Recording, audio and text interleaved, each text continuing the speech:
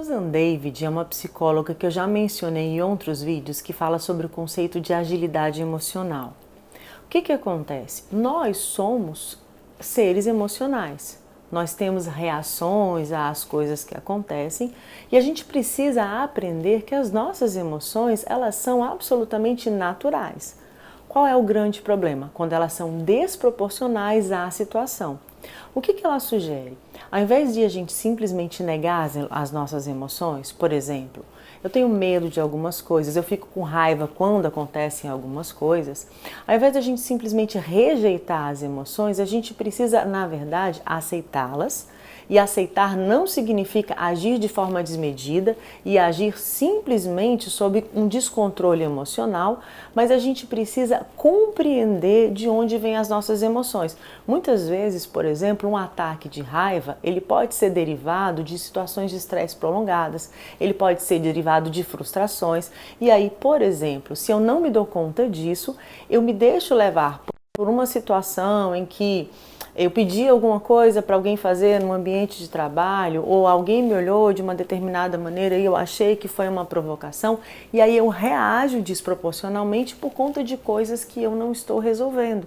Então, na verdade, o que a gente precisa? A gente precisa entender que sim, nós sentimos medo, raiva, angústia, ansiedade, a gente tem tanto emoções quanto sentimentos que muitas vezes regulam os nossos comportamentos, mas a gente não pode simplesmente funcionar como se a gente não pudesse ter algum tipo de, eu não vou falar controle, mas ter um tipo de administração sobre as nossas emoções. E é isso que ela vai chamar de agilidade emocional, a capacidade que a gente vai desenvolver de que a gente possa reconhecer as nossas emoções e de que a gente possa criar estratégias.